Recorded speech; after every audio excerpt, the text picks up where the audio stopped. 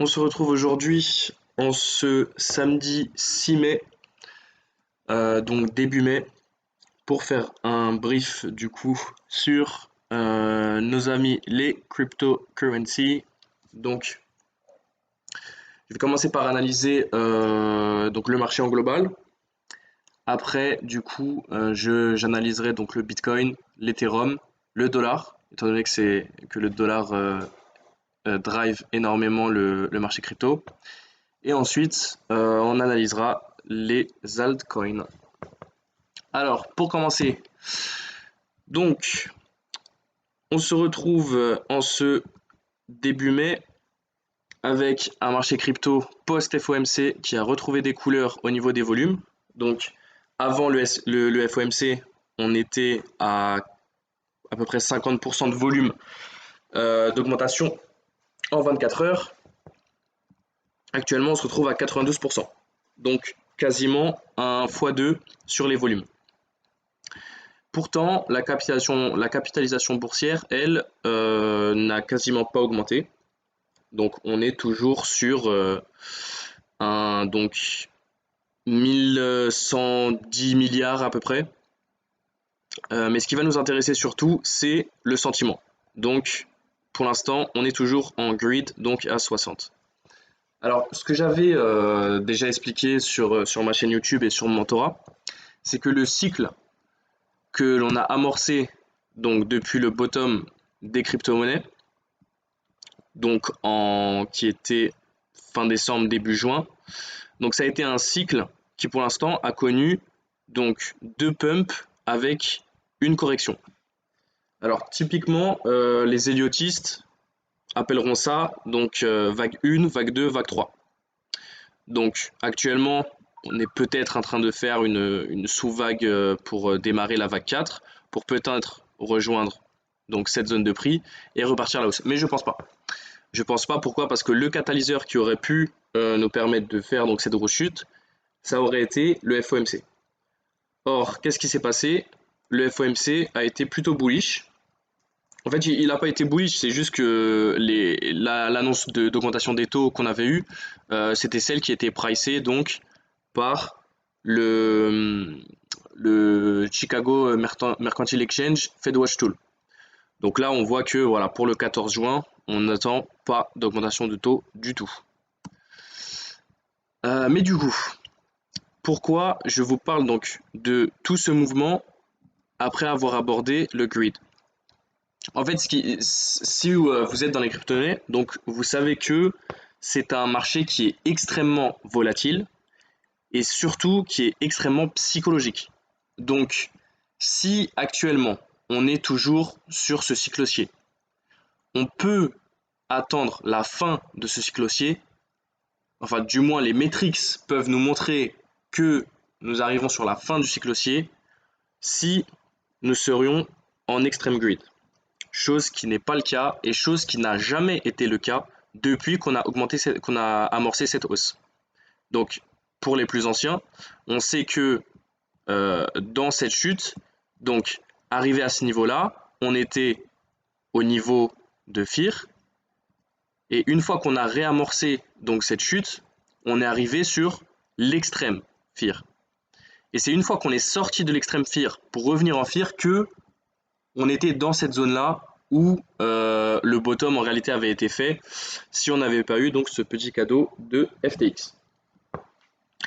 Mais du coup, si du coup on reste sur ce schéma de on a connu donc un cycle haussier actuellement, on est encore à l'intérieur, comment les metrics pourraient nous annoncer que on va possiblement en sortir, c'est si on arrivait dans l'extreme grid. Donc le fait que l'on soit dans le grid et limite à 50, c'est très intéressant pour nous parce que ça peut nous annoncer donc un prochain pump haussier qui pourrait du coup donc sortir de ce gap et arriver dans ces zones de prix là où le volume profile est un petit peu plus rempli. Pourquoi? Parce que si on regarde le volume profile, on voit que ici on a quasiment pas d'ordre.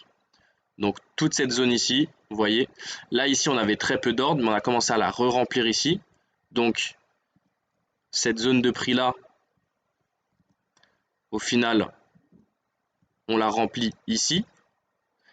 ce qui a permis de remplir un petit peu le volume profile, de remplir le carnet d'ordre. Et alors, si on avait cette boîte de contexte qui arrivait à ce niveau-là, ça pourrait permettre de combler ce gap. Mais pour l'instant, ce n'est pas encore fait. Donc ça, c'est au niveau long terme. Niveau long terme, ce qu'on attend, donc, c'est arriver en extreme fear, enfin en extreme greed, pardon, une fois qu'on aura certainement donc dépassé ce gap et qu'on sera revenu dans ces ordres de prix juste ici. Et là, ça pourrait annoncer donc prochaine correction de ce cycle haussier. Mais voilà, il ne faut pas s'attendre à ce qu'on retourne à ces niveaux-là. Pour moi, voilà, d'ailleurs, cet order block, je pense que je vais l'enlever parce que probablement on n'y retournera jamais.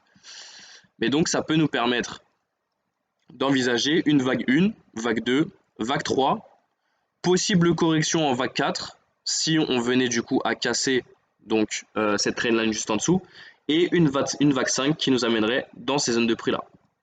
Donc on peut s'attendre soit vague 5 avec une chute du prix juste ici, soit vague 5 avec une chute du prix juste là. Et alors au niveau long terme, donc il y a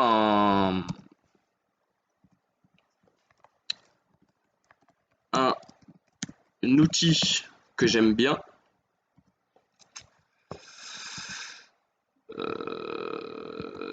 Tac, tac, tac.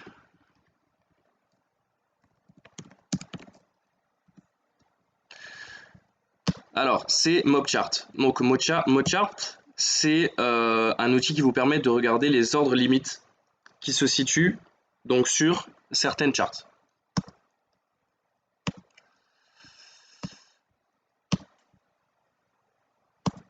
Alors, je vais en faire une directement.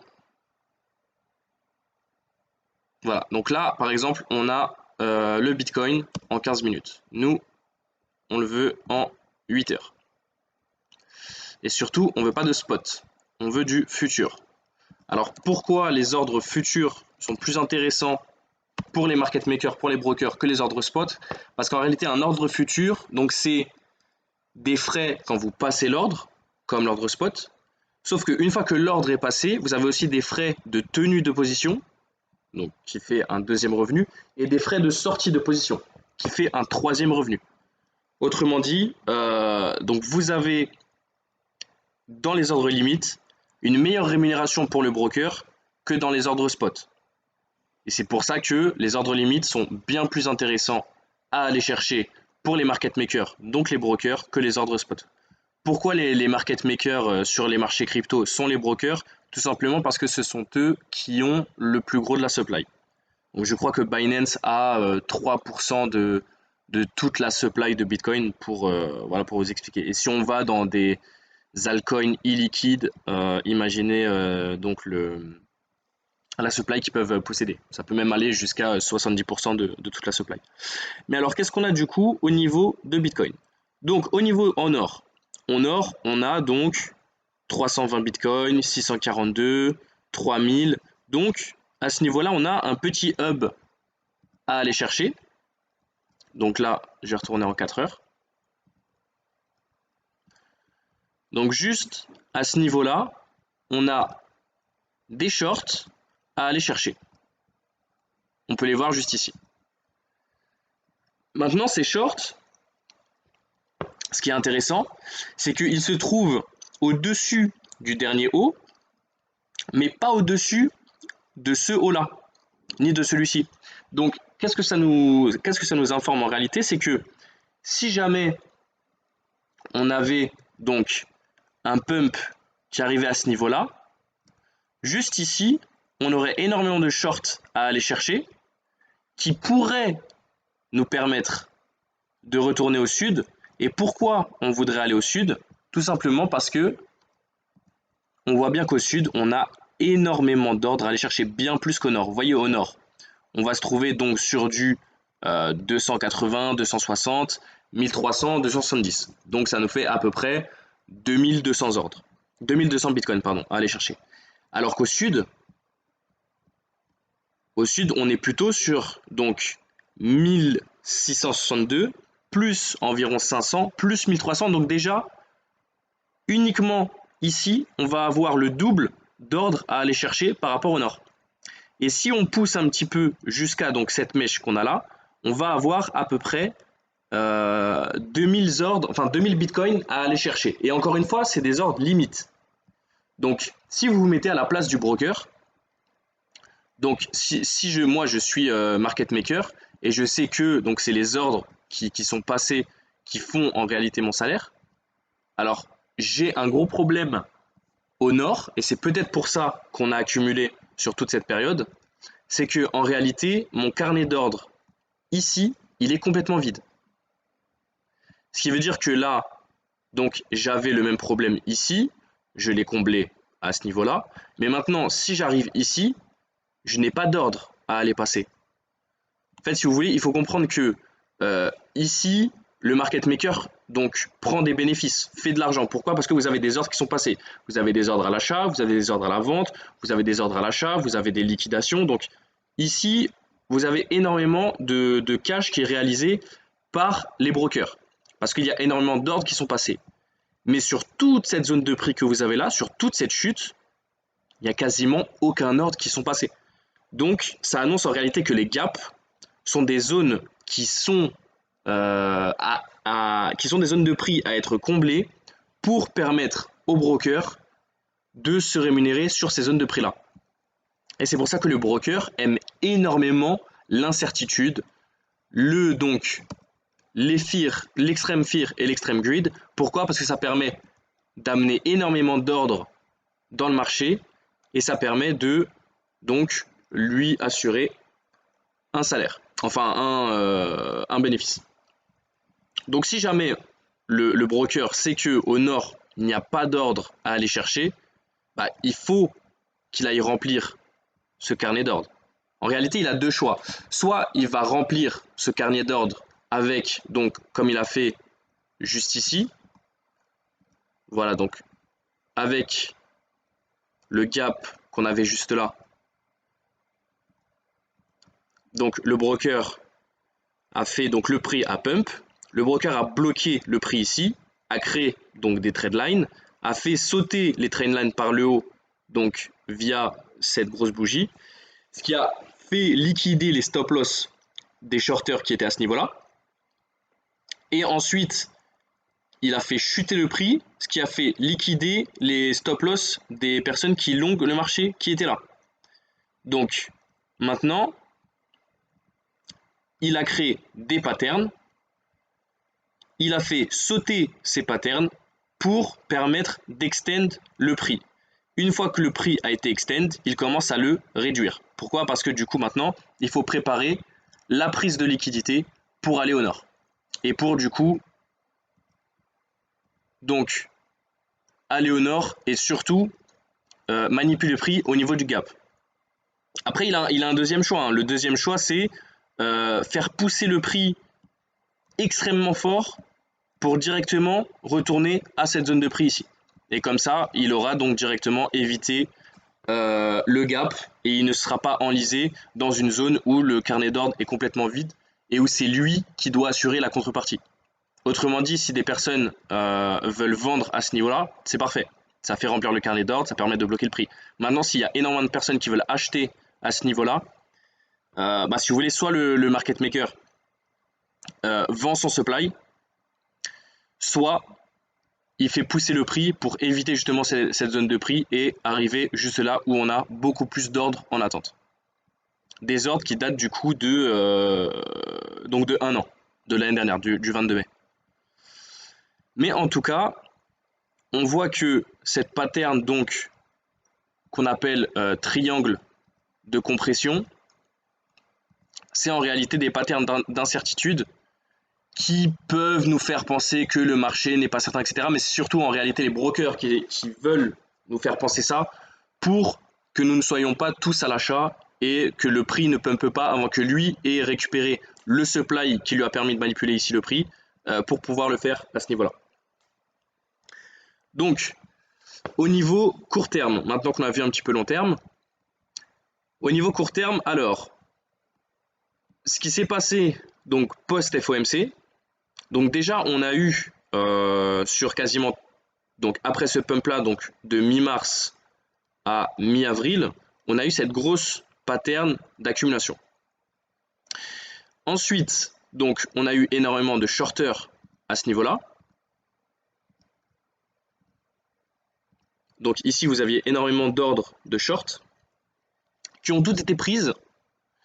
Donc tous les stop-loss des personnes qui étaient au-dessus de ces mèches-là ont été prises, ce qui a permis en fait d'acheter du supply. Et ensuite, le prix a chuté, mais le prix donc a cassé ses derniers plus bas, a cassé ses derniers plus bas avec les petites mèches qu'on a ici. Mais ce qui est intéressant, c'est qu'il a créé une trade line. Et ce qu'on peut observer sur MobChart, c'est que la création de cette trade line a créé énormément de liquidité en dessous. Donc toute cette liquidité-là, je pense qu'elle ne sera pas allée chercher. Maintenant, vraiment, ce qui aurait pu nous permettre d'aller la chercher, c'était le FOMC. Si jamais on avait une hausse de 50 points ou un discours assez agressif de Powell, ce qui n'a pas été le cas. Donc pour le coup, je pense que ce supply-là ne sera jamais cherché à part flash crash ou signe noir. Mais pour le coup, on n'en a pas forcément besoin. Pourquoi? Parce qu'on a vu qu'il y avait quasiment donc 4000 à 5000 bitcoins ici à aller chercher en ordre limite. Et pour aller le chercher, il suffit juste de break cette mèche-là.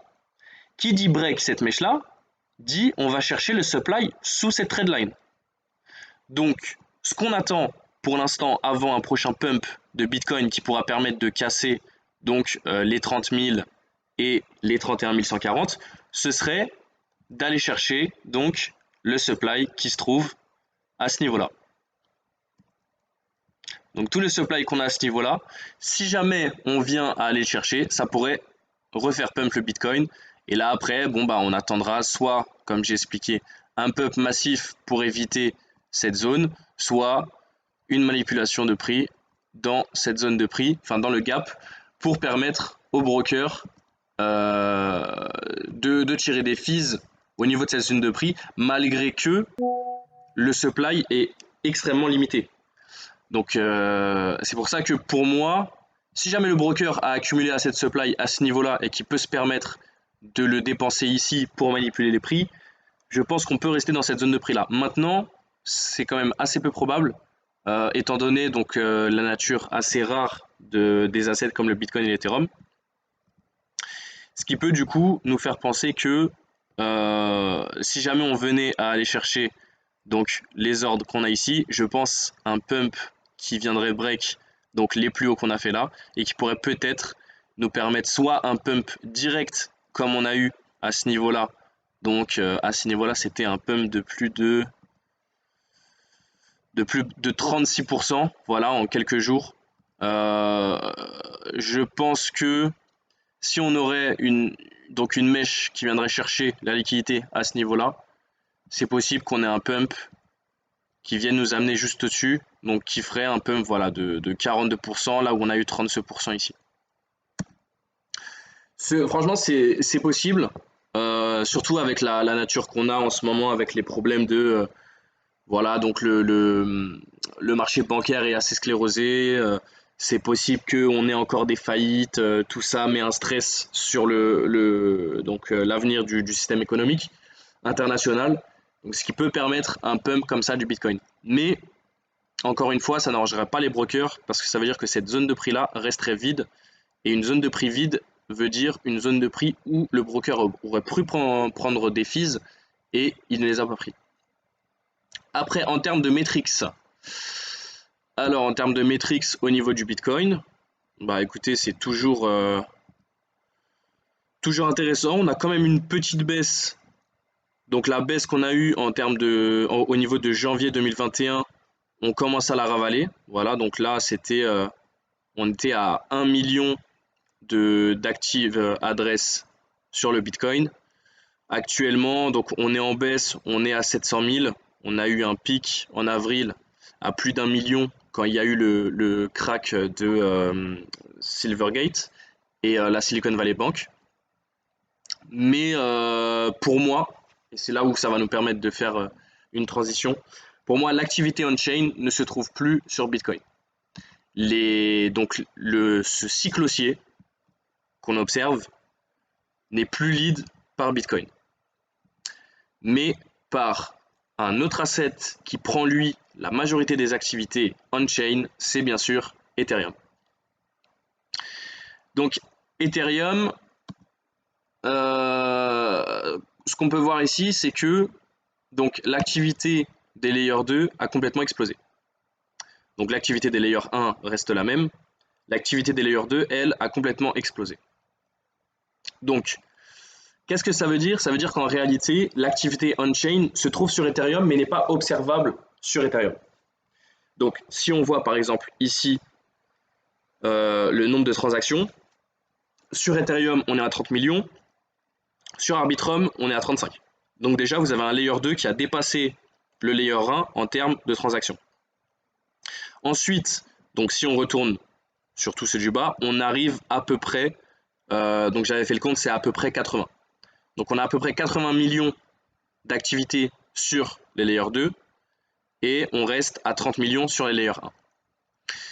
Mais il y a autre chose aussi, c'est la supply d'Ethereum. Donc Ultrasound Money, c'est un site qui vous permet de voir la supply d'Ethereum. Donc on a au niveau d'Ethereum une supply déflationniste, mais plus important que ça, on a eu le pic de supply pour Ethereum à ce niveau-là. Donc c'était en septembre 2022 avec la mise à jour The Merge. Donc après la mise à jour, on a eu le pic de supply d'Ethereum, c'est-à-dire que là on a 120 millions d'Ethereum. Après la mise à jour, Ether devient déflationniste. Donc prévision 2025, 2 millions d'Ether en moins. Sachant que si on regarde les métriques, on voit qu'on aura 30 millions d'Ether dans les validateurs, ce qui fait à peu près un quart du supply, plus 15 millions dans les contrats. Donc quasiment 50 millions d'Ether qui seront bloqués sur les validateurs et sur les contrats, ça nous fait à peu près 40% de tous les Ethers disponibles qui sont complètement bloqués, qui ne circulent pas, donc qui ne font pas le prix. Donc là-dessus, ça reste quand même intéressant d'avoir l'Ether, surtout quand on voit les métriques qui, elles, comparées donc à Bitcoin. Donc là, vous avez les métriques de Bitcoin qui sont assez flat. Ici, on a les métriques d'Ethereum qui sont exponentielles. Et si on regarde sur un an, ça reste toujours en hausse. Et all-time, donc exponentielle, par rapport à Bitcoin qui, elles, sont plutôt assez flat. Donc si on regarde du all-time, on a eu le pic 2018, on a eu le pic 2021, mais là on reste en dessous. Sur Ethereum, on est vraiment sur une adoption massive où il n'y a pas de correction. Donc l'innovation, l'activité on-chain, les capitaux se dirigent plus vers Ethereum parce que c'est là que vous avez l'adoption massive, c'est là que vous avez le plus d'activité et c'est là où vous avez donc un supply qui est devenu complètement déflationniste. Donc tout ça en termes de métriques nous pose une question. Avant d'aller vers les graphiques, j'aimerais vraiment regarder ça parce que c'est intéressant. C'est la fameuse alt season. Donc pourquoi on a une alt season qui est actuellement à moins 6 qui ne décolle pas? Alors quand j'avais fait mon brief il y a quelques jours, on n'était pas du tout à moins 6, hein. On était enfin à 6 pardon, on était je crois à 10. Donc là on est descendu à 4 et on a commencé à remonter. Alors, la dernière fois qu'on était redescendu à 4, c'était 2019. Pour vous dire 2021, on n'y était jamais descendu. On s'était arrêté donc à 6, au niveau où on est actuellement. Pour moi, qu'est-ce que ça veut dire? Ça veut dire que on peut très probablement s'attendre à un pump imminent, non pas des altcoins, mais des coins qui redirigent l'activité on-chain, la TVL et l'innovation. Pourquoi? Parce que en fait, si vous voulez, on a donc énormément de liquidités, que ce soit dans l'overnight repo, que ce soit au niveau de la liquidité qui est bloquée à la Fed, que ce soit au niveau de la liquidité qui ne souhaite pas s'investir dans les T-bonds et dans le marché obligataire américain au vu donc du changement de taux, de swap de taux. Pourquoi? Parce que du coup, si on regarde les Fed Fund Rates et qu'on regarde du coup le prix des bonds 10 ans américains, bah, ce qu'on observe c'est que sur voilà, les 3 dernières années, donc sur les bonds américains, vous avez des bonds qui sont montés à 108 dollars, 108 000 dollars pardon, et qui sont descendus à 89 000 dollars. Donc cette volatilité là, pour les gros portefeuilles, c'est pas intéressant. C'est pas intéressant, mais bien évidemment, vous avez une nécessité d'avoir des bonds du trésor, que ce soit américain ou de votre pays local. Si vous avez des bonds de votre pays local, ça vous permet une chose, ça vous permet de ne pas avoir de swap de change. Donc les swaps de change, c'est une couverture par rapport au prix, par exemple de l'euro USD. Si jamais donc vous êtes un pays européen, que vous avez acheté ici une obligation américaine à 10 ans, le problème que vous avez, c'est que quand votre obligation américaine donc arrive ici par exemple donc à 101 dollars, bah donc vous l'avez acheté ici quand vous étiez à 1,14 au niveau de l'euro dollar.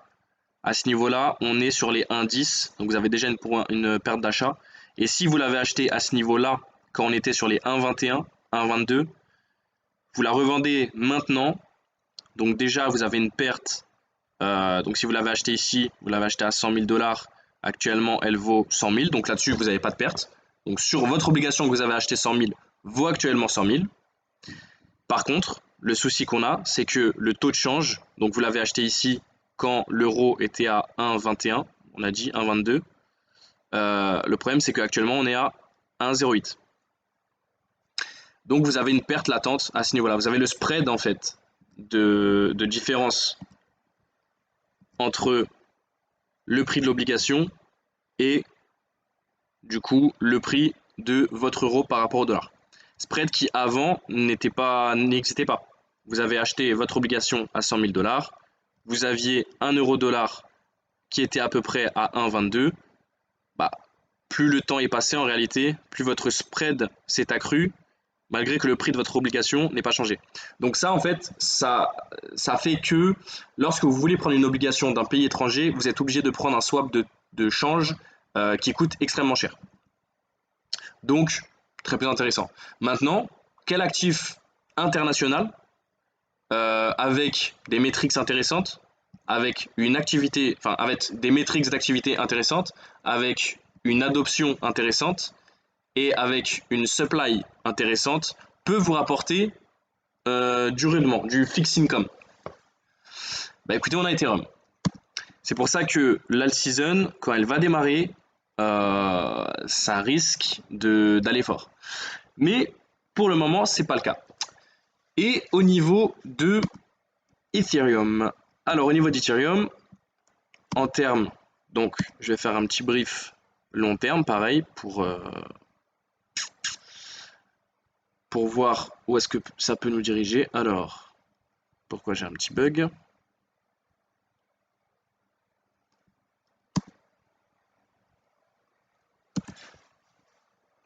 Alors là, ce que vous avez là, je fais une petite transition parce que du coup j'ai petit souci sur TradingView. Non, c'est bon. Ok. Alors, donc Ethereum en daily. Alors, je vais nettoyer mon chart. Alors, Ethereum, lui, c'est pas comme Bitcoin. Alors, pourquoi c'est pas comme Bitcoin? Parce que déjà, son bottom n'a pas été fait au même moment. Donc, le bottom d'Ethereum a été fait, comme beaucoup de bons alts, en juin. Donc, vous avez eu un Ethereum qui a fait son bottom en juin, qui n'a pas été touché par FTX, ou du moins très peu. Quand on compare du coup avec Bitcoin, donc Ethereum, le bottom a été fait ici, Bitcoin, donc il a fallu attendre 6 mois de plus pour avoir son bottom. C'est là où donc on a à peu près la même charte au niveau voilà, du pump. Mais quand j'entends dire que voilà, Ethereum est moins bullish que Bitcoin, bah, c'est pas ce que je vois en termes de chart. Ce que je vois, c'est que en réalité, bon, je vais mettre en automatique quand même. Ce que je vois, c'est que en réalité, Ethereum a été beaucoup plus bullish. Pourquoi? Parce que le bottom, il l'a fait bien plus tôt. Il est venu à casser donc le high qu'il a fait avant la chute d'FTX bien plus tôt. Et maintenant, ce qu'on peut attendre d'Ethereum, c'est soit la même performance que Bitcoin, ce qui serait quand même assez étrange, étant donné qu'on a vu, ils n'ont pas du tout les mêmes métriques, et surtout, ils n'ont pas le même cas d'usage. Bitcoin, c'est vraiment plus réserve de valeur, qu'Ethereum peut aussi être, mais Ethereum, ça va plus être réserve de valeur dans un monde d'innovation. Alors que Bitcoin va être réserve de valeur, quelle que soit la conjoncture mondiale.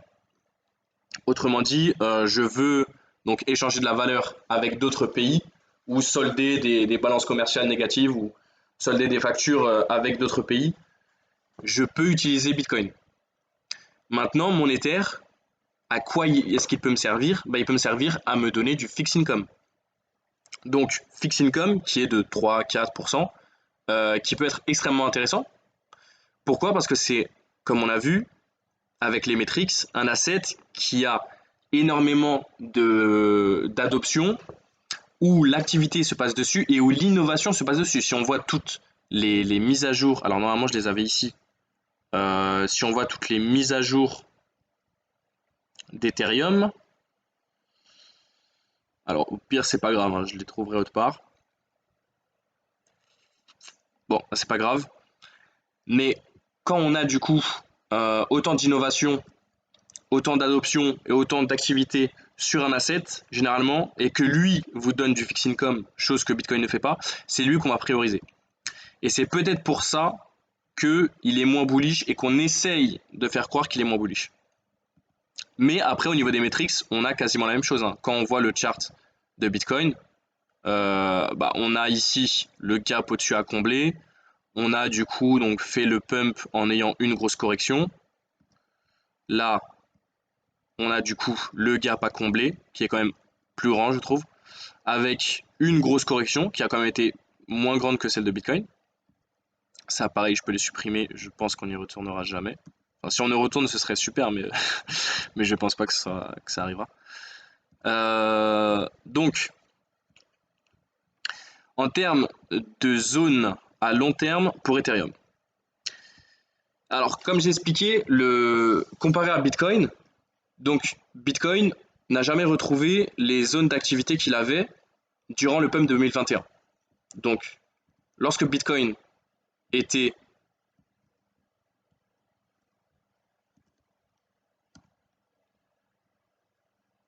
alors je ferai le bug aussi. TradingView, tu ne m'aides pas.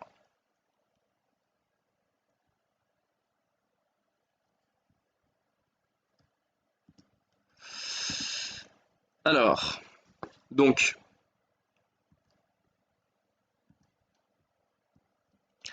quand Bitcoin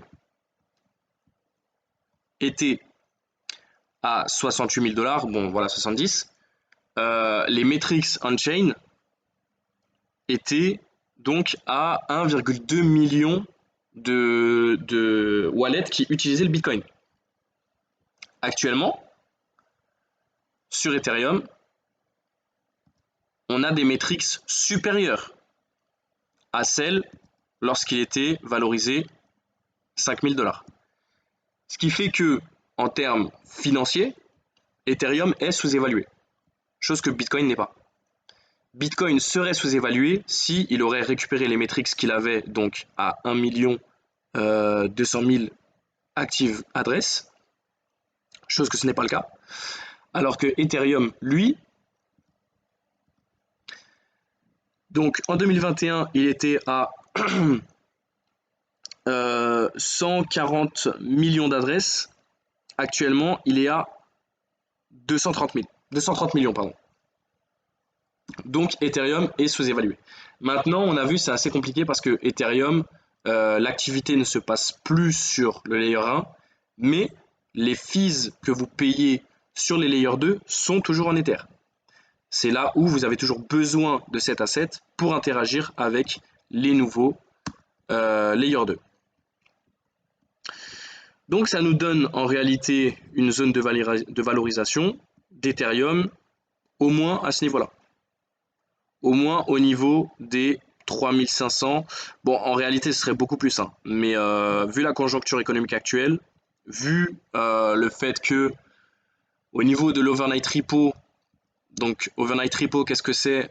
C'est la liquidité qui devrait être injectée dans les marchés, mais qui du coup reste à la Fed tant qu'il n'y a pas des bonnes opportunités. Donc comme je vous ai expliqué avec les T-bonds qui bougent énormément à cause de la montée des taux éclairs de la Fed, cette liquidité-là ne veut pas aller dans les obligations d'État.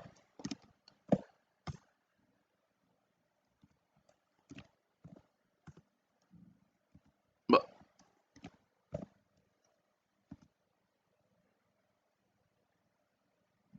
Bon, TradingView, j'y dis même pas aujourd'hui. Mais bon, en tout cas, donc cette liquidité-là, qui est actuellement à 2242 milliards, donc c'est le double de toute la valorisation crypto, pour rappeler, hein. Cette liquidité-là devrait être sur les marchés. Maintenant, le problème, c'est que elle ne se trouve pas sur les marchés, mais au compte de la Fed, parce que si elle serait dans des T-bonds, elle ne serait pas liquide. Là, elle peut être ressortie à n'importe quel moment. Maintenant, ce que j'attendais quand même avec le FOMC, c'était une baisse significative. Donc, au moins se retrouver à ce niveau-là. Chose que l'on n'a pas eu. Donc, ça nous montre que les institutionnels ne pensent pas que c'est encore le moment d'investir dans le marché. Donc, que ce soit le marché actions ou le marché crypto. Ce qui fait qu'il y a quand même un manque de liquidité sur les marchés. On a aussi ici, donc là vous avez la liquidité de la Fed qui a quand même pas mal donc monté par rapport à mars, mais on reste quand même, bon, on a quand même des bas et des sommets qui sont ascendants, donc ça peut nous permettre un retour de liquidité.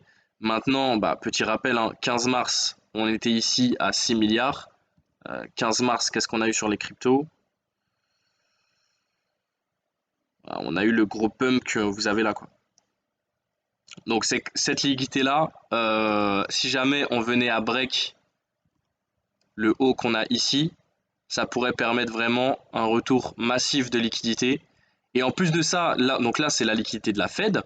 Donc si les institutionnels voient que la Fed commence à réinjecter de l'argent sur le marché, on peut être quasiment sûr que eux aussi vont retirer de la liquidité donc de l'overnight repo pour l'investir sur les marchés pour être donc dans les mêmes mouvements que la Fed. Parce que donc la Fed c'est injection quasi illimitée qu'ils peuvent se permettre de faire mais qu'ils ne font pas.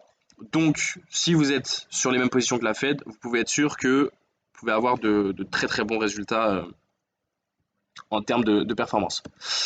Mais du coup, Ethereum, si on avait un retour favorable de ces liquidités-là, je pense qu'Ethereum pourrait faire un retour à la TH dans l'année ou début 2024 avec l'arrêt de la montée des taux.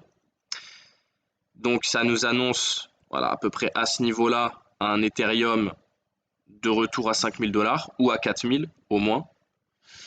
Ce qui n'est pas le cas pour Bitcoin.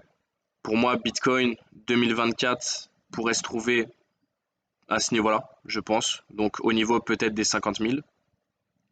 Parce que pour moi ici c'était vraiment un, comment je pourrais dire ça, un environnement extrêmement spéculatif qui a été pris par Bitcoin à ce niveau-là. Sur Ethereum, bah voilà, Ethereum, on était à 4400, on est monté à 4800 sur ces deux pics. Sur Bitcoin, on était ici à 64 000, on est monté à 69 000. Avec du coup une amplitude bien plus importante que... Oh, même pas. Bon, après, attendez, je vais quand même vérifier si c'est pas M2. qui a provoqué ça.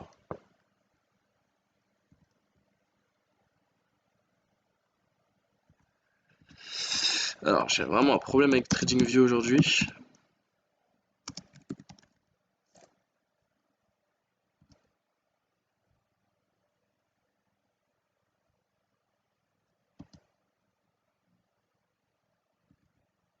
Et pourquoi il me l'affiche pas?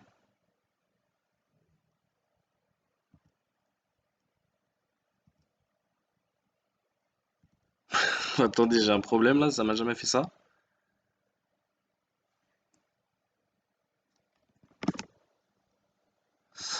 Bon, petit souci technique avec TradingView. Je fais en sorte la prochaine fois qu'on n'ait pas ces problèmes-là.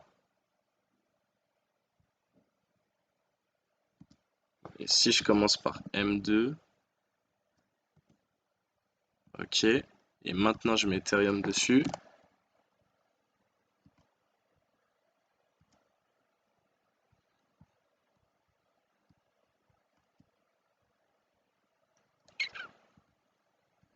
Non, bah je vous avoue, je sais pas pourquoi il y a eu cette grosse correction-là. Peut-être un mouvement de la smart money pour fermer des order blocks qui étaient ici. Mais en tout cas, en termes de metrics, ce que je vois, c'est que donc on a quand même un Ether qui est bien plus bullish, ne serait-ce que parce qu'il a fait son bottom en juin, qui n'a pas trop été impacté par FTX, et que la supply est vraiment déflationniste, chose qui n'est pas le cas pour Bitcoin. Enfin, après, oui, ça peut être le cas pour Bitcoin si on compte le nombre de Bitcoins qui sont perdus, etc. Mais quand même, on n'a pas la même utilité d'un Bitcoin et d'un Ethereum. Si vous voulez, Bitcoin, c'est un hedge contre donc le système, la chute du système bancaire, alors que Ethereum, c'est un indice des cryptos, enfin un indice de l'innovation et de l'adoption des crypto-monnaies. Pourquoi? Parce que vous pouvez avoir du Bitcoin, mais demain, si on a un nouveau cas d'utilité insoupçonné d'une blockchain, bah, ce qui est quasiment sûr, c'est qu'elle va soit être sur un layer 2, soit à un moment être interopérable avec Ethereum, ce qui ne sera pas le cas de Bitcoin. Donc le monde dans lequel les Bitcoin maximalistes veulent vivre, c'est-à-dire tout le monde paye par Bitcoin, tout est fait via Bitcoin, ce n'est pas vraiment intéressant. Enfin, c'est pas un monde qui est très enviable, on va dire. Par contre, Ethereum, donc les ruptures technologiques se passent dessus. L'adoption est franchement impressionnante hein, quand on voit ce type de chart. Et la supply, elle, a atteint son bottom donc en septembre. Ce qui peut nous amener à nous dire, voilà, Ethereum, si jamais le monde que l'on connaît adopte la blockchain, le token qui va le mieux en profiter en termes de valeur, c'est bien évidemment Ethereum. Bitcoin, lui, c'est vraiment un cas d'usage qui est différent et je veux dire, Bitcoin pourrait même être utilisé dans un monde où personne n'utilise la blockchain. En termes de cas d'utilité de base, c'est-à-dire, voilà, je commande à manger avec la blockchain, j'achète des vêtements avec la blockchain, je suis mes chaînes de supply, moi qui suis un distributeur de viande avec la blockchain. Là, on parle vraiment d'un monde où personne n'utilise la blockchain pour ses cas d'utilité et pourtant Bitcoin est utilisé. Aussi parce que du coup, on a la perte de la monnaie de réserve qui était le dollar que Bitcoin pourrait peut-être remplacer. Donc c'est pas du tout les mêmes cas d'utilité, c'est pas du tout les mêmes adoptions, les mêmes cycles d'adoption et c'est pas du tout les mêmes valorisations. Donc Ethereum, pour moi, hein, je le modélise très clairement comme un indice de réussite de la tokenisation de l'activité économique. Et du coup, donc après ce gros blabla, qu'est-ce que ça nous donne en termes donc long terme? Donc long terme, on est comme sur Bitcoin, hein, on a le gros gap ici à passer, qui pour moi sera beaucoup plus facile à passer que sur Bitcoin, parce qu'on a déjà une maîtrise en moins qui est la vente des mineurs. Sur Ethereum, il n'y en a pas, très clairement. Donc, ça peut nous amener un pump beaucoup plus... En fait, si vous voulez, pour moi, l'altcoin season avait besoin de ce paradigme chartiste entre Ether et Bitcoin. Parce que du coup, avec donc le gros gap qu'on a devant nous, on a, comme j'ai expliqué, le problème des brokers, que si jamais ils arrivent sur une zone où il n'y a aucun ordre sur l'order book, ils ont du coup deux solutions. La première, voilà, mais TradingView, c'est assez compliqué aujourd'hui.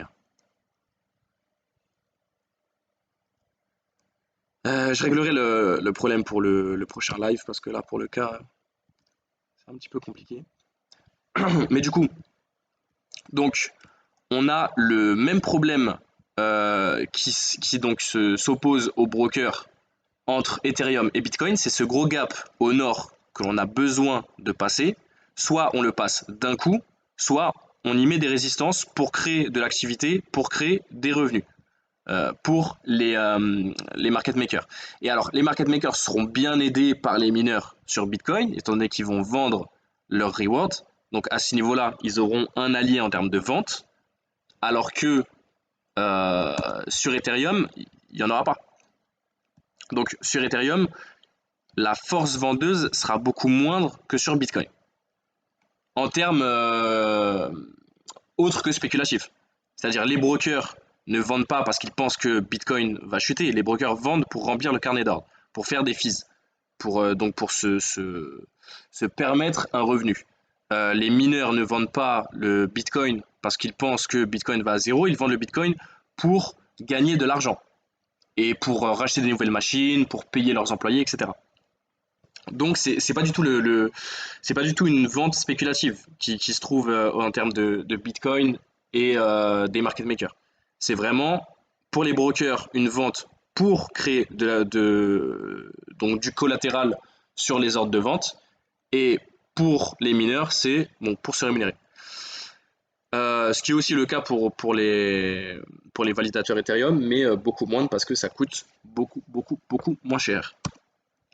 Et alors, pour le coup, en termes de valorisation, donc déjà, ce qu'on attend pour Ethereum, donc je vais déjà aller sur MobChart, essayer de voir où est-ce qu'on a un petit peu d'ordre à aller chercher sur Ethereum, et après, je vous expliquerai pour moi le scénario. Au niveau de l'open interest aussi, on pourrait aller faire un tour.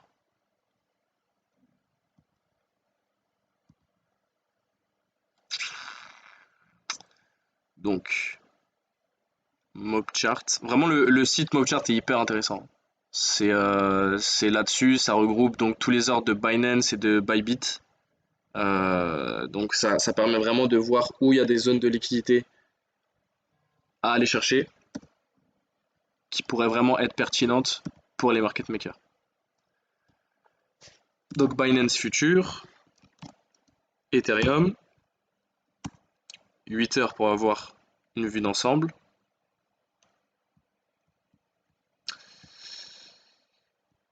Et alors, du coup, donc je vais raffiner un petit peu ça.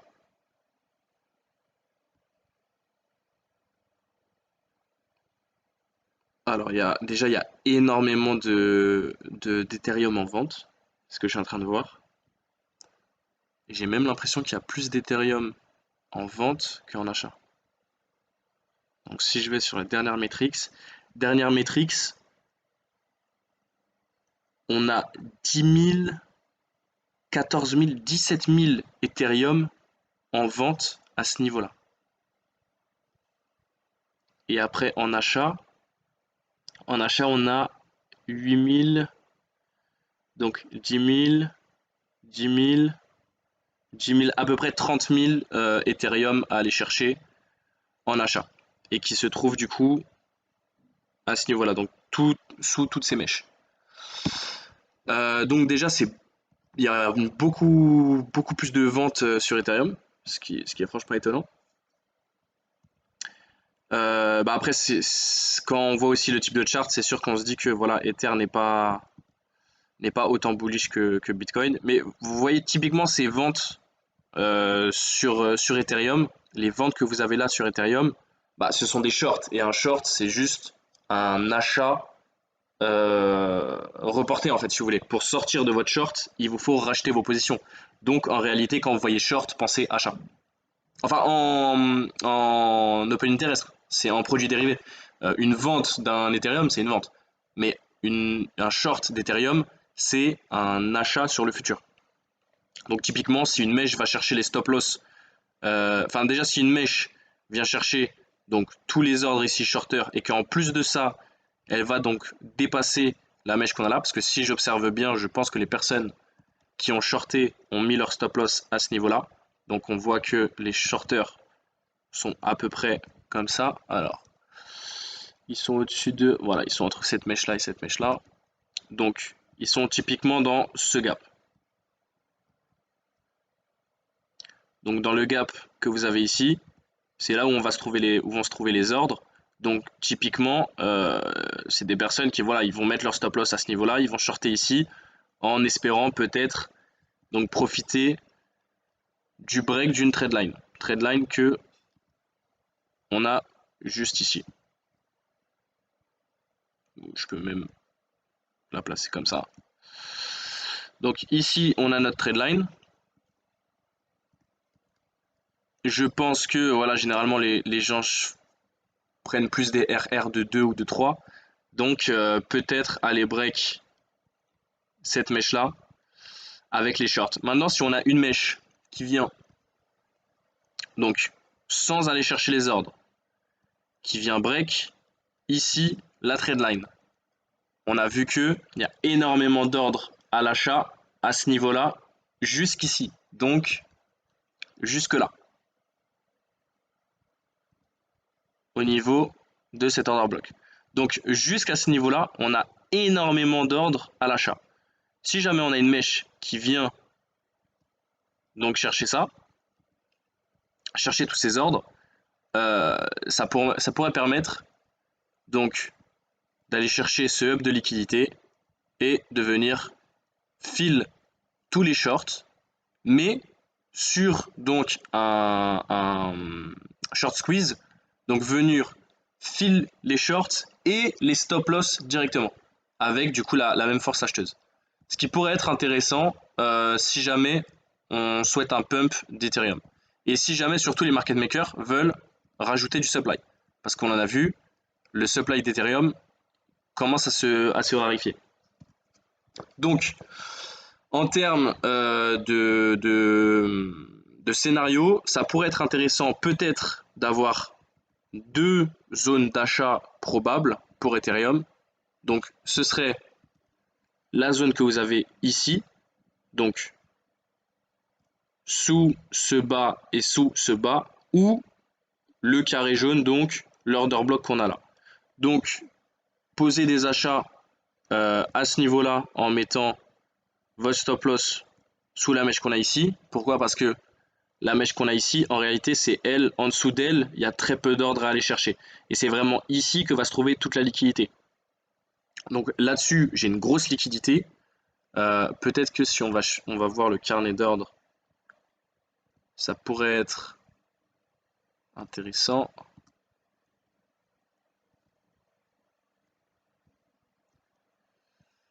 Hop là.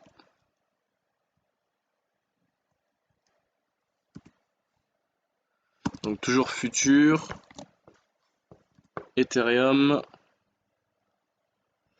Et là, on va chercher les 1. Alors, on a dit que donc jusqu'à 1702, est-ce que j'ai des ordres jusqu'à 1702? Ouais, j'en ai très peu. Bon, vraiment sur les 1740, j'en ai pas mal.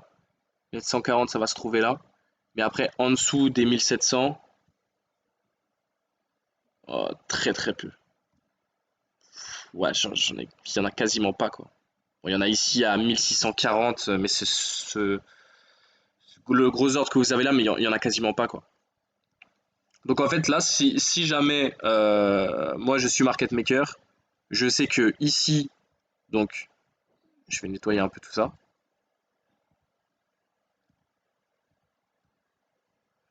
Donc, je sais que ici, j'ai une zone de liquidité.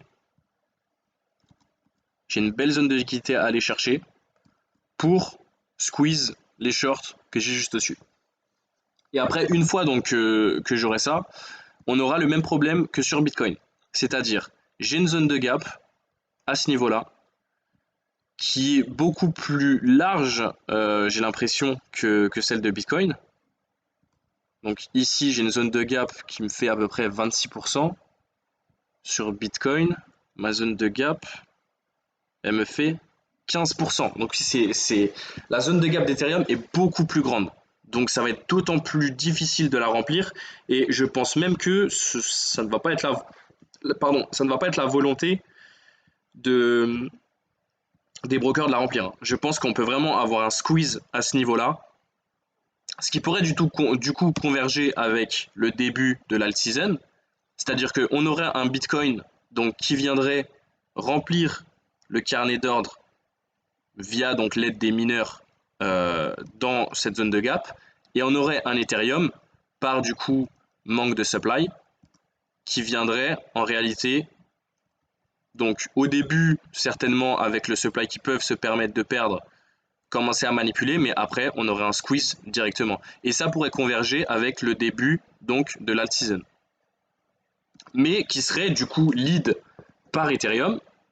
Et à partir de là, on aurait un marché des crypto-monnaies qui ne serait non plus lead par Bitcoin sur une thématique de voilà l'économie peut être donc complètement ravagée, on ne sait pas du tout où ça peut jusqu'où ça peut aller, les faillites de banque, etc.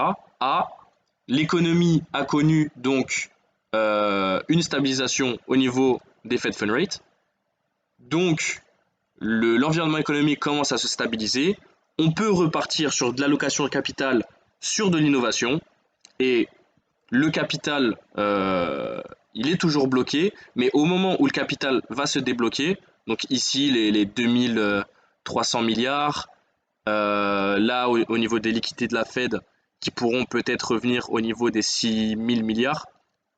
Donc si jamais on a ce capital qui vient à se réinvestir sur les marchés, n'oubliez pas que dans le modèle économique où nous sommes, toute allocation du capital n'a qu'un seul but,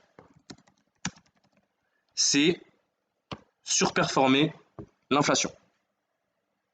Donc je peux l'avoir ici directement, mais bon, ça c'est l'inflation réelle, c'est pas celle qui est donnée par la Fed. Mais en réalité, toute allocation du capital, donc de ce capital-là, en stagflation, n'a que pour but de surperformer l'inflation. Où je peux mettre mon capital et où je suis sûr qu'il va me donner plus de rendement que l'inflation. En termes de fixed income, Ethereum en stacking, c'est du 4 à 5%. Donc là-dessus, déjà, on superforme l'inflation. Mais les 4 à 5% que je récupère en fees, c'est sur un asset qui lui prend en valeur. Donc les T-bonds américains que j'ai me ramènent du 3,44%.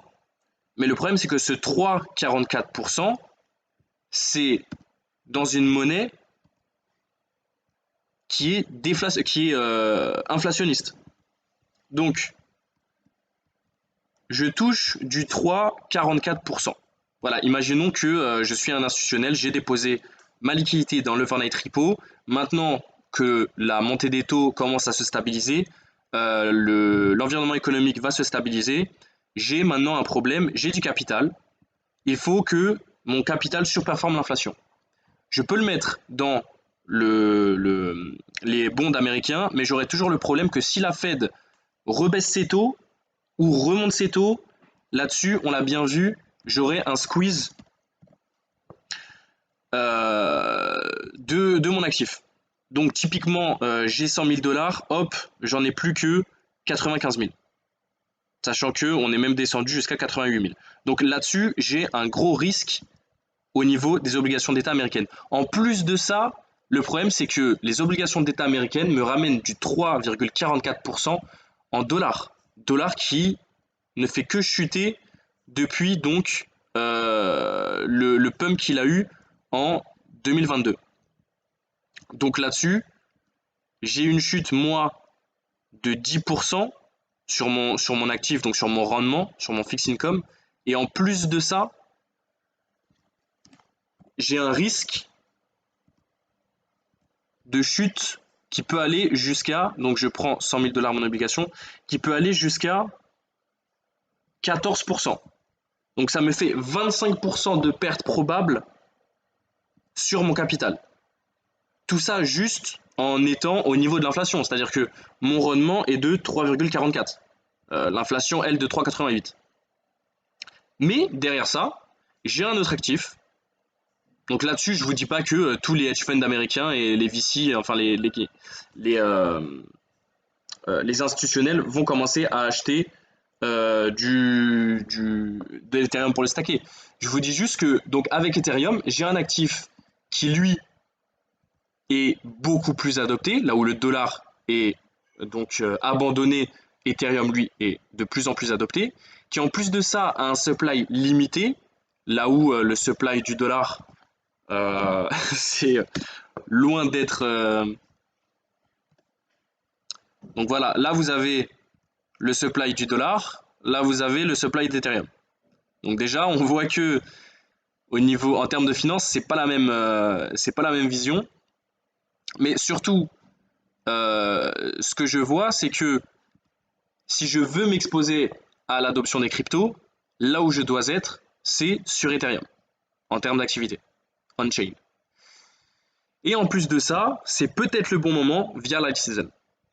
Donc le fait qu'on ait les mêmes scénarios au niveau de Bitcoin et Ethereum, avec ce gros gap qu'on aurait à combler au nord, va peut-être nous permettre la scission de l'altcoin season et de commencer à démarrer, enfin de la scission de la Bitcoin season et commencer à démarrer l'altcoin season. En analyse court terme, bah écoutez, on a fait le tour, hein, on a vu que on était ici. Donc on avait un gros hub de liquidité via Mobchart qui se trouvait là. Donc gros hub de liquidité ici jusqu'au 1700. Donc ici jusqu'au 1700, j'ai un hub de liquidité. Donc meilleur endroit pour long le Ethereum, ça va être dans cet order block, juste là. Maintenant je peux le long avant.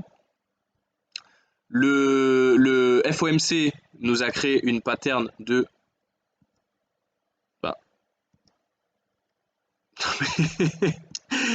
non mais je peux plus. Ah, je comprends pas là. Pourquoi je peux plus rien faire sur mon.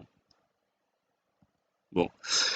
Donc on a eu une pattern de triangle d'incompréhension, de triangle de indécisionnel en gros. On ne sait pas vraiment si le cours va aller au nord ou au sud. Mais pour le coup, je pensais que le FOMC allait donc break cette pattern. Ça n'a pas été le cas.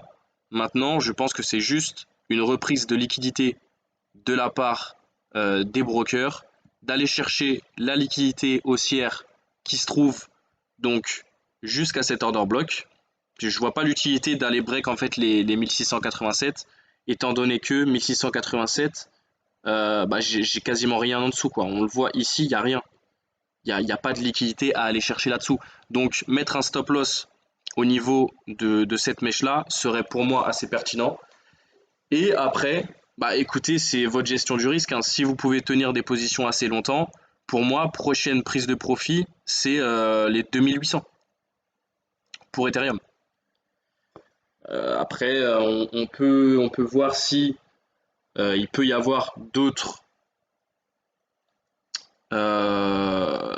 patterns qui peuvent être intéressantes à spéculer sur Ethereum, qui vont se dérouler, je pense, dans ce gap. C'est vraiment l'évolution du prix dans ce gap va vraiment être intéressante. Surtout comparer les deux, comparer Bitcoin et Ethereum, comment ils vont comment ils vont se évoluer dans cette zone de prix va être intéressant. C'est peut-être là donc que j'attends. Je vais vraiment surveiller donc ce chart au niveau du gap. Parce que c'est là pour moi que il va devoir y avoir une scission entre les deux. Sachant que pour l'instant, les deux sont assez similaires. Même si voilà, on voit que les métriques n'ont rien à voir, les deux sont quand même assez similaires. Bon, j'ai toujours mon souci avec TradingView, c'est pas grave. Donc voilà. Alors, Saïd, tu me dis, que penses-tu de Solana? Solana, en termes quoi? En termes de chart ou en termes de technologie?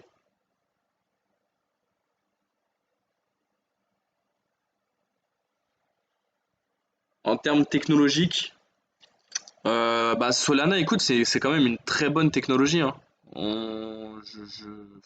Franchement, je vois pas si demain tout passe par la blockchain, enfin tout ce qui est utile de passer par la blockchain passe par la blockchain.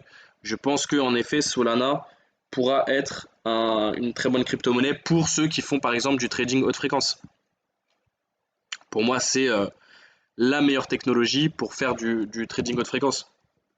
S'ils arrivent bien sûr à faire en sorte que ça marche. Parce que pour l'instant, Solana n'a jamais marché en fait. Le Sol enfin le Solana n'a jamais marché en termes de la technologie n'a jamais vraiment bien marché. La blockchain a souvent été arrêtée, etc. Donc pour moi, ça reste quand même un test. Mais bon, après les metrics avec FTX ont complètement été faussés.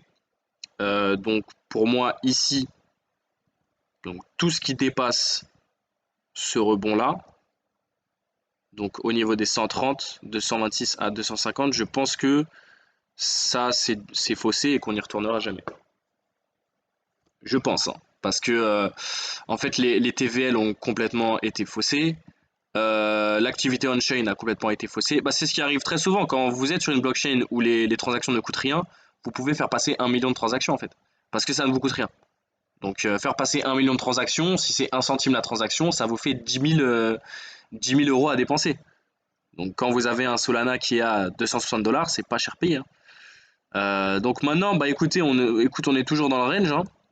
En termes de chartits, hein, bien sûr, on est toujours dans ce range-là, où ici, bah, le support est devenu résistance. Qu'est-ce qu'on peut attendre pour la suite? Je pense à un retour dans cette zone de prix-là. Maintenant, si toi, tu investis dans Solana parce que tu crois en la techno, tu crois en l'équipe, etc.,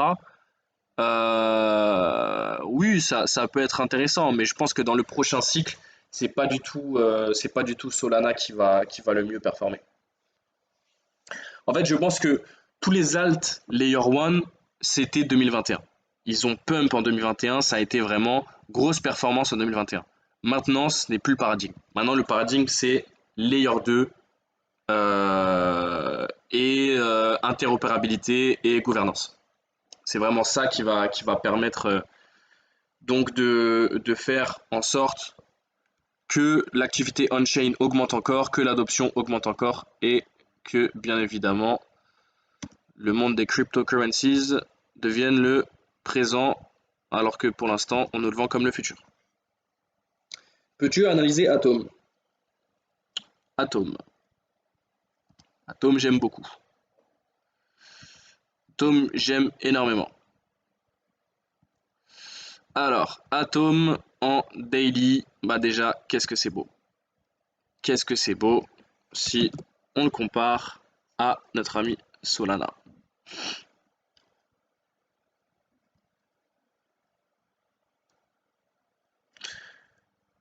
Pourquoi j'avais Solana tout à l'heure et là je l'ai plus. Bon, on va aller là-dessus. Voilà. Atom comparé à Solana. C'est rien à voir. Donc là, vous avez deux alt layer 1, mais en fait, si vous voulez, il faut comprendre que les alt layer 1, alors attendez, je bois. Donc les alt layer 1 proposaient toutes quelque chose qu'Ethereum ne faisait pas ou faisait mal. Le problème, c'est que Ethereum, c'est un hub d'innovation. Ethereum, c'est des mises à jour, sur des mises à jour, sur des mises à jour, qui break totalement et qui provoquent des ruptures technologiques sur ruptures technologiques. Donc, Solana proposait des DPS illimités, etc. Maintenant, avec les Layer 2, c'est quasiment le cas. Ça va encore plus être le cas avec la prochaine mise à jour.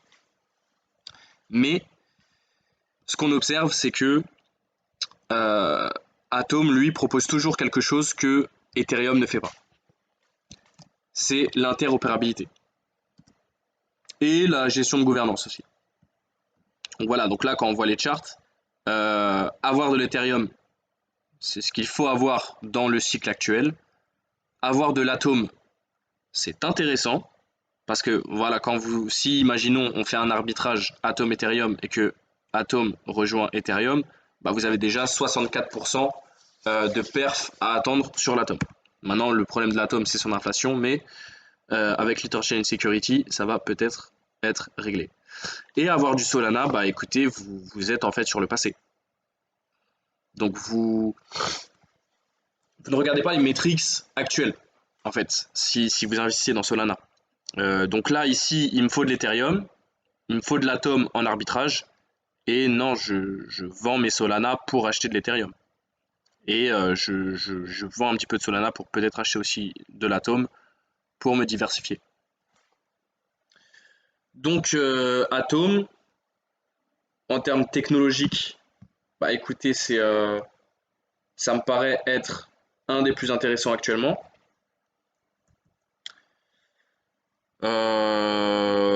Hormis Ethereum bien sûr, hein, parce qu'il fait toujours quelque chose qu'Ethereum ne fait pas, c'est-à-dire l'interopérabilité. Et puis si demain on aurait une interopérabilité entre Ethereum et Atom, là ça pourrait vraiment être intéressant de spéculer sur le Cosmos Hub et non pas Atom, et pas sur Atom. Parce que si jamais on a une interopérabilité entre Ethereum et le Cosmos Hub, et qu'Ethereum peut vendre sa sécurité au Cosmos Hub, Atom n'a plus de raison d'exister. Ce qui serait triste, mais ça pourrait arriver. Mais pour l'instant, ce n'est pas le cas. Donc pour l'instant, Atom, on attend l'Interchain Security qui pourrait nous permettre un retour aux valorisations. Valorisation d'Atom si l'Interchain Security venait à arriver, bah c'est déjà un retour aux moyennes, donc un retour entre les 20$ et les 35$. Donc ça nous fait un petit pump probable d'au moins 100%, quoi. On est au minimum 100%. Mais il y a toujours le problème de l'inflation sur Atom. Donc attendre l'Interchain Security. Alors, en termes de court terme, est-ce que Mobchart va pouvoir m'aider sur le fameux Atom?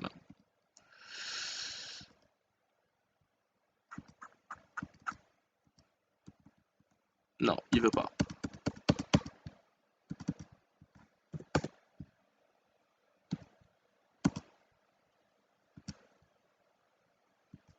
Non, j'ai pas l'impression qu'ils veulent. Peut-être un spot.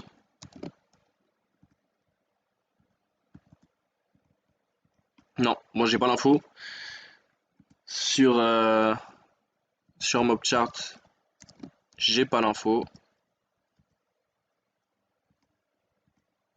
Ou alors c'est Mobchart qui bug. J'ai vraiment eu pas mal de bugs là sur ce live, hein. Franchement, on a... Ah, ça y est.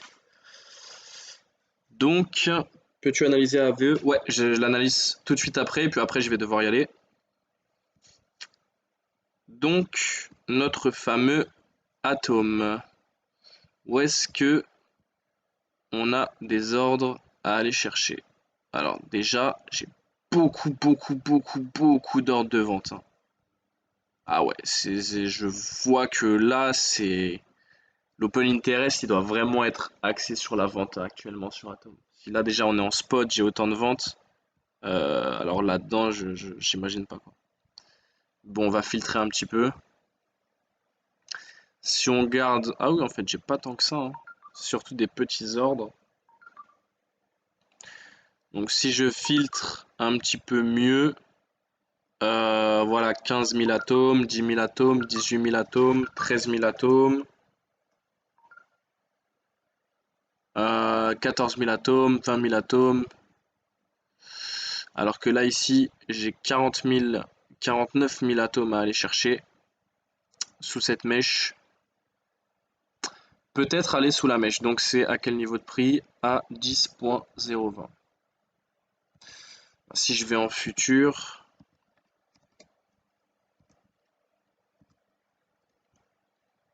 donc on a dit 10.020. Ok, oui, c'est à ce niveau-là en fait. 10.020, donc c'est sous cette mèche. Sous cette mèche. Donc faites attention, hein, si vous avez un stop loss qui se trouve à ce niveau-là, c'est possible qu'on vienne le sauter, hein. Parce que là, en dessous, on a vraiment beaucoup de liquidité à aller chercher. Peut-être, donc là j'avais un order block, peut-être attendre cette zone de prix là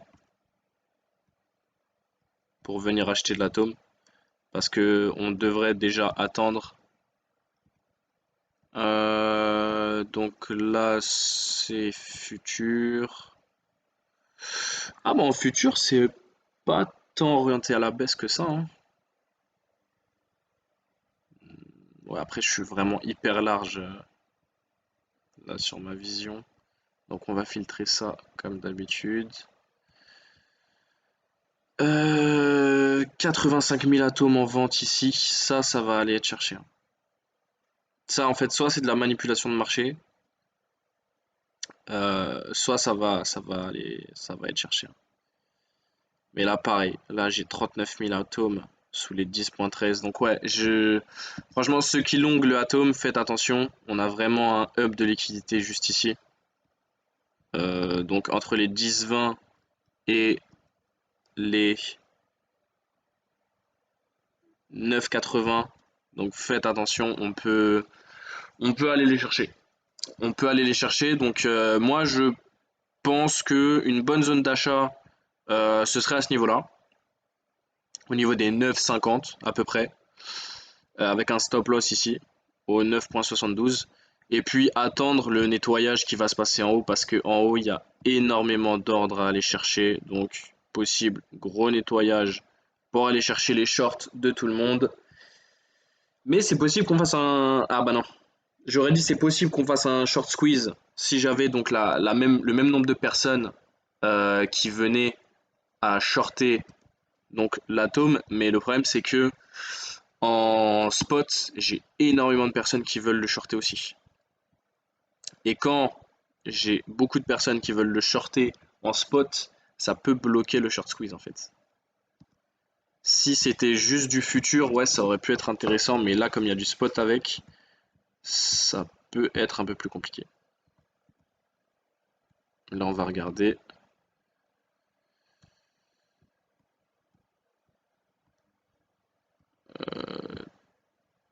Tac. Donc, pareil, 10. Au niveau des 10, gros hub de liquidité. Et ici, c'est au niveau des 10-15, pareil. Peut-être trop filtré.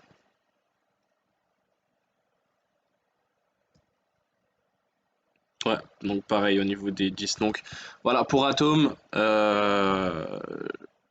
grosse zone de liquidité ici à venir chercher. Donc meilleure entrée probable à ce niveau-là, 9.43. Et faites attention si vous shortez parce que si vous shortez, il peut y avoir un gros nettoyage de tous les shorts. Vu le nombre de shorts qui sont étalés au nord, on peut très clairement donc venir casser ce high qu'on a là et peut-être venir casser celui-là aussi, vu le nombre d'ordres qu'il y a à aller chercher. Mais après, je pense que le deuxième est assez safe. Ce high là, si jamais vous shortez, après moi personnellement, je shorte pas les crypto-monnaies, mais si vous le faites, oh, ça recommence. Pourquoi j'ai ça? Je comprends pas pourquoi je peux pas. Enfin bref. Donc pour moi, le high protégé, si jamais on short, ça va être ce niveau-là. Et pareil, en fait, je vois pas forcément l'intérêt de shorter. Parce que imaginons si on short à ce niveau-là, voilà, vous mettez votre stop loss ici. La cible que vous pouvez aller chercher au maximum, ce serait ici, quoi. Et ça vous donne une perf, ça va me donner une perf de 25, donc c'est pas, voilà, pour moi c'est pas hyper intéressant. Par contre, si jamais on venait à rentrer dans cette zone, là moi je rentrerais en long directement. Et là par contre, étant donné qu'on est quand même sur un asset qui est assez haussier, un retour au high protégé. Vous voyez le RR est beaucoup moins haut, mais par contre la perf, donc on avait 25 à la baisse, ici on a 42 à l'achat.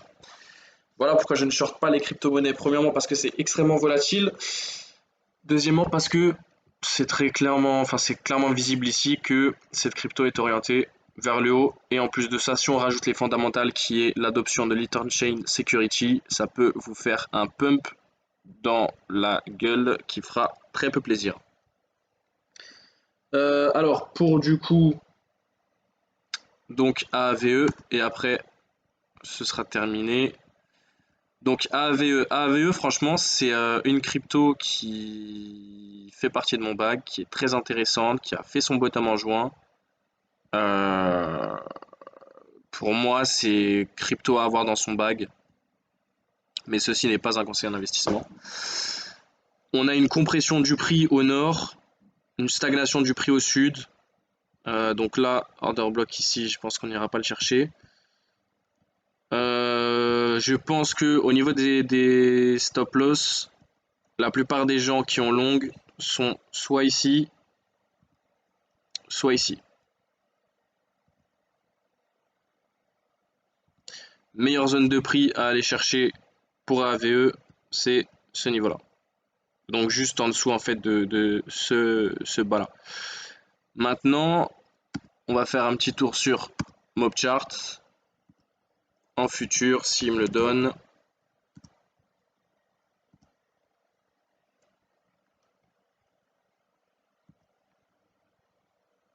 Après, AVE, je pense que vous pouvez le shorter si jamais on revient dans cette zone de prix. Si jamais on revient dans cette zone de prix ici, sans être passé sous ces lots-là, ça peut être shorté, mais c'est shorté pour acheter plus bas, donc c'est quand même assez dangereux comme move. Mais ça peut se faire. Franchement, ça peut être intéressant à faire. Si jamais donc on vient dans cette zone de prix là, je vais voir au niveau de mode chart si j'ai des charts intéressantes. Alors, c'est quand même assez peu liquide, comparé par exemple à Atom. Qu'est-ce que j'ai là? Donc j'ai 2000. Ouais, voilà, en fait, donc vous avez des shorters à ce niveau-là. Et donc sous cette. Ah, ok, il n'y a rien sous les autres mèches. Je croyais qu'il allait avoir quand même assez des. Quelques ordres en dessous de celle-là, mais non. Non, il n'y en a pas. Donc, bah écoutez, vous avez possiblement un high qui est ici protégé. Donc voilà, celui-là, il saute parce qu'on a vu qu'il y a un bel ordre en dessous. Et je pense que voilà, ce niveau-là, ça peut être vraiment pas mal pour long. Donc si jamais on venait à break l'eau qu'on a ici, ça pourrait être intéressant de le prendre à l'achat. Et d'attendre surtout un break du prochain high. Parce que là, du coup, ici, on a une stagnation du prix. Ici, le prix commence à compresser.